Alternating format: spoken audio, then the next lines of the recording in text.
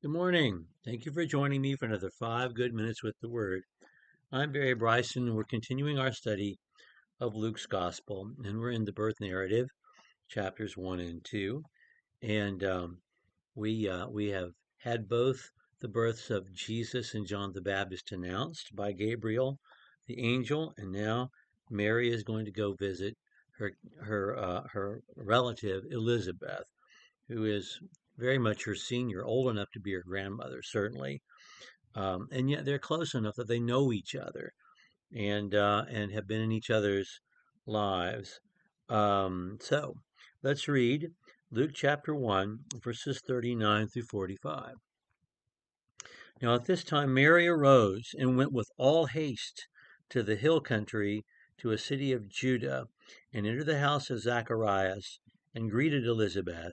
And it came about that when Elizabeth heard Mary's greeting, the baby leaped in her womb, and Elizabeth was filled with the Holy Spirit, and she cried out with a loud voice, Blessed are among women are you, and blessed is the fruit of your womb. How has it happened to me that the mother of my Lord should come to me?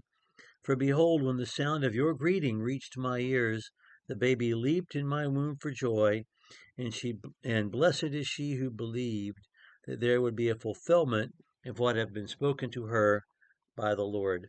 There's so much here, and it's so important, and it's such a brief moment. It's just such a small vignette in the larger story that we know that it has happened, but we don't pay a lot of attention to the details.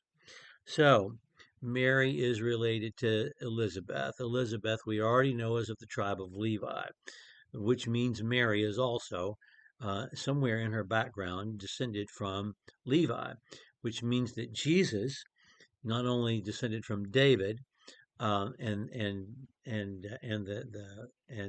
tribe of Judah, and therefore is um, inheriting the kingly line. He's also inheriting a priestly line as well. So there's that. That's important.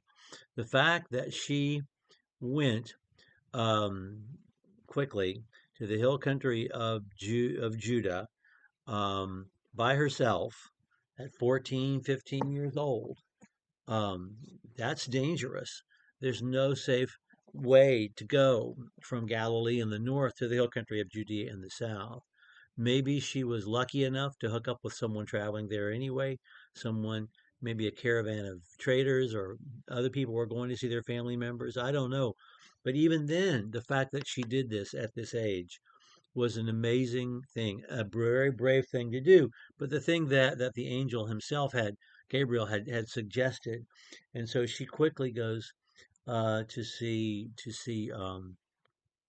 Elizabeth. When we talk about the actual birth of Jesus and the taxation and the census and everything, I think we're going to find out that it's clear that both Mary and Joseph originate in Judah, in Judea, and um, um, and that there's a likelihood that that they are attached to property there, or maybe there's a family plot that Joseph has some claim to. We'll talk about that later. But anyway, Galilee is not their homeland. Judah is, Bethlehem is. And anyway, she comes to meet Elizabeth.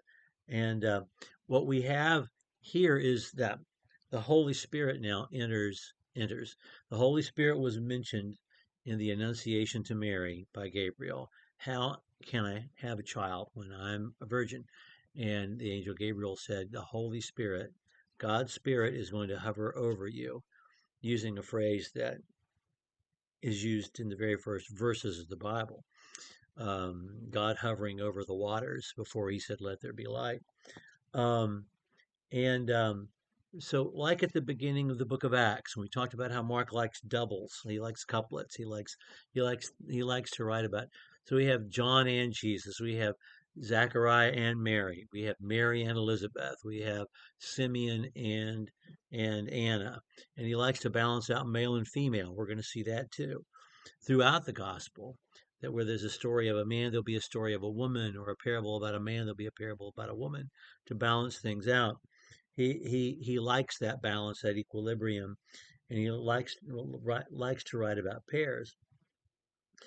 And of course, Acts begins with the coming of the Holy Spirit, making everything happen. And the gospel begins with the coming of the Holy Spirit, making everything happen. The Holy Spirit is going to make the baby, be in her womb.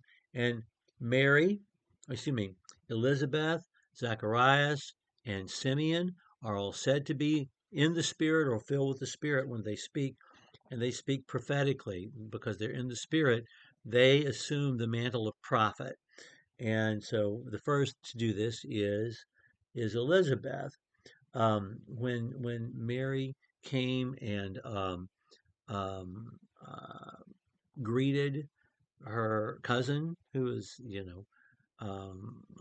so much older than her. The baby leapt, John the Baptist, the baby leapt in Elizabeth's womb, and she cried out with a loud voice. No doubt, the baby leapt in her womb. But, but it's what she says. Um, Blessed are you among women. Blessed is the fruit of your womb. So there's a triple blessing here. Mary is blessed twice, and then the baby that she's carrying is blessed.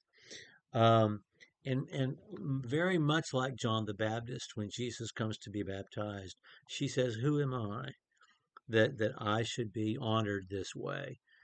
John says to Jesus, "No, I need to be baptized by you." And so very much like his mother, John the Baptist reacts the same way to the presence um, of Jesus, and we see that here. Um, she says, "The mother of my Lord." Lord, it's a significant word. We know in our English translations that in the Old Testament, when we see the word Lord in all caps, that's that's God's name. That's Yahweh or Jehovah. The American Standard will put Jehovah for Yahweh, so Lord in all caps. The Jews by this time would not speak that name because it was too holy, but they would say Adonai. They'd say Lord. Um, and in Paul's writing and in Luke's gospel, Lord is Jesus. It's the baby that's about to be born. It's Jesus. It's the child born in the manger, and it's a very clear association with Yahweh, and it's a way of saying this child is divine. You're carrying a divine child, not just the boss, but someone who is divine. Um, um, and look at this. I think there's a not so subtle contrast, maybe even a dig at her husband.